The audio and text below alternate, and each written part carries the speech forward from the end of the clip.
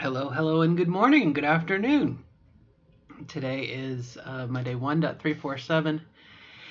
It is April 24th, and I have a very nice kitty cat in my lap. And this is again another video day back to back, and I been fighting some depression, and I want to make a blog entry about it. Not really depression, but just you I find that like I get up and I dilate and that's my day, and there's more to life than that, and I think that's what I'm beginning to feel as I'm healing. I'm beginning to feel, hey, there's more to life than just this, right. But I felt the need to back many moons ago I said that I highly would recommend to anybody to do a transgender a transition roadmap. And I found myself needing to do somewhat the same thing here, the post-op roadmap, somewhat, or just some things I needed to figure out. I felt my brain coalescing thoughts around things that I'd like to do. And so I'd like to share with you my what I'm calling my what I would like to do future sanity chart. And I basically just started out by listing big divisions, things that I was concerned about, and what they are. And so the big ones are, if you're interested, um, uh, financial stability, home improvements, fun, imagine that, fun's third on the list, social / romance / physical needs, it's like Final Jeopardy categories, health and medical. Okay, so we'll take potpourri for 1,000. What do I mean by financial stability? And I wrote down here, I'd like to be fiscally stable, pay my bills on time, have money for food and other needs. I feel like I am afraid about how I'm going to pay off my surgery. And my guess is probably all of us, if you've made it to your surgery, and boy, I'm getting old. Look at the gray hair. Oh my gosh. That's okay. I'll take it. Um, I'm afraid. I'm not afraid like, I'm afraid, but I am concerned. What? Oh, now listen, you. What are you afraid of? She says, what? Oh, one of her competitors. Okay, all right. Shh. Let's ignore the cats. Um, so here's and then I broke it down into two categories: unknowns and course of action. So the unknowns here, I'm not 100% certain what my surgery paying capabilities will be, how long it will take to pay off, as well as if it's going to cross over into my personal savings. I'm also slightly concerned that when I return to work, they'll let me go. And I thought about it for a while and jotted down some thoughts. Those are unknowns, fears perhaps, identifying them. And then what I wrote down is, as a course of action, is I need to remain to be fiscally responsible, save what I can, be thrifty, and avoid any big unanticipated purchases at the moment, play it safe. And in all honesty, since I'm on FMLA and I am following my company's policy, it's very unlikely that I will be let go just because I had surgery. And that said, I go back to work in 2 weeks. Obviously I'm still recovering. Okay, I think I'm gonna put you down since you're kind of making noises. That's the other thing is I go back to work in 2 weeks, y'all. Can you believe it? It's been 4 weeks. I had my surgery. So, come hell or high water, in 16 days, I go back to work anyway. So it doesn't really matter. You know what I mean? Like that fear. And I guess the notation I put down is that fear has an expiration point. I will a fortnight hence go into work and either they'll fire me or let me go, or, like I said, I don't think they will, but that fear will be resolved. And so why worry about it? It's going to happen. Remember my calendar, we were marking down the days. Now I'm marking down the days till I go back to work. So, again, concern, address it, move on. Okay? And I wrote down some things which I won't bore you with if I haven't bored you already about specific things I need to address. But, so that takes it out of my head. It puts it on a piece of paper. And, if I want to rethink about it, I can go back to the piece of paper and see how I've already processed it and do I need to change it? Or are there things I need to be aware of? It's no longer stuck in my head where the little, worry demons and voices and everything can interfere with it. Okay. The next big item is home improvements, which all you know about my home is the wall behind me. But I put here, I would like to be able to increase our standard of living on our home and in time consider moving into a better home. True. Very true. And then my note to myself here is I said, it's easy to put this one on hold in light of the fiscal stability above. I really can't do anything. I got to wait. And that's true. And thank goodness, knock on plastic, there is no huge problem with the house. Okay, it's a matter of these are things we just want to do to improve ourselves. And so my plan of action on this, I put out, plan out what I would like to do and prioritize it. And that's true. Ideally, I'd like to be in a position where I could move or sell the house when my daughter is in the last year of middle school. Okay, which is 3 years from now. Okay, so we have plenty of time. Not something that's going to happen in the next 10 days, okay? But I wrote it down. It's my plan. It's my future, okay? And it also helps me to think a little bit about maybe my next step. Given that I'll be paying off, let's say I'm paying off my, obviously I don't think until my surgery is paid off I'm going to do much of anything. But one of the first things I'm going to do is start painting the house again. I don't know if you can see. Yeah, you can kind of see back there. See how the corner of the room right there? See that white line? I ended up using a lot of our older buckets of paint when I was cleaning the house out last year.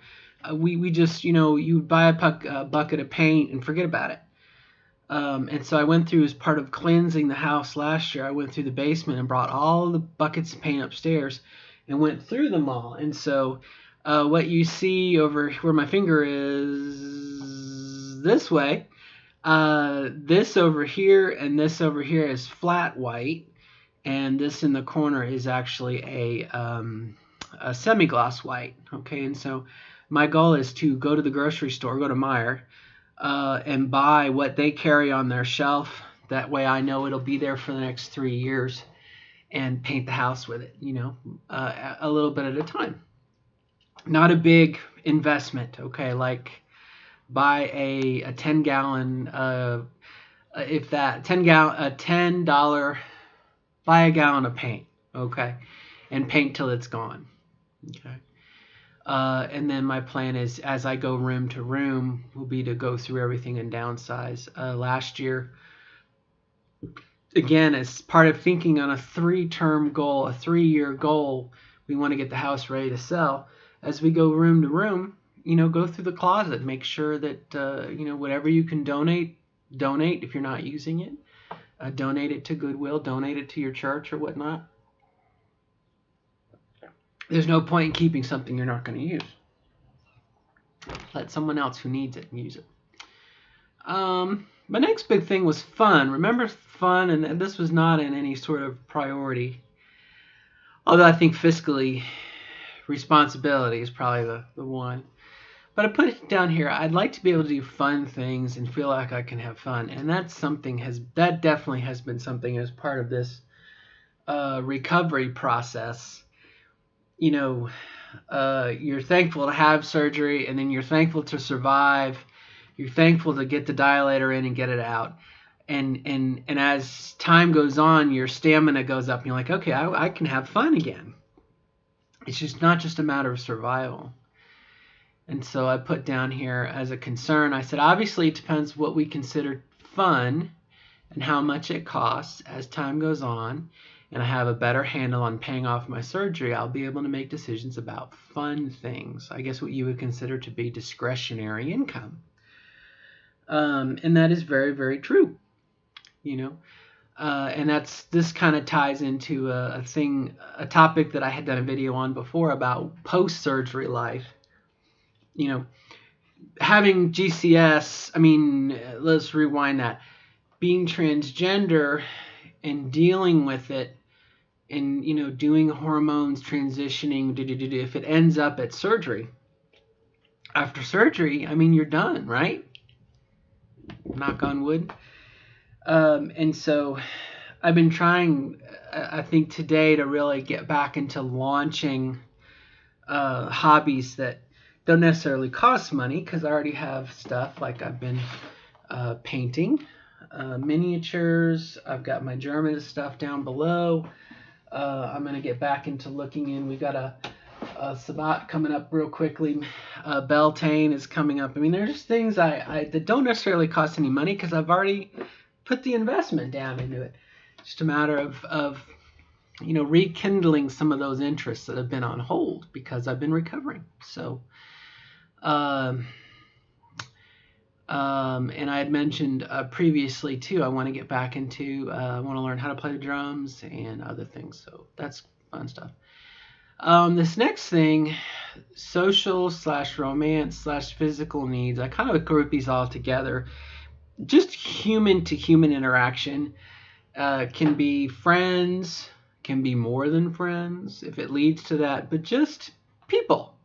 Okay, just people. I've been kind of a shut-in for the last 4 weeks, because I've needed to be.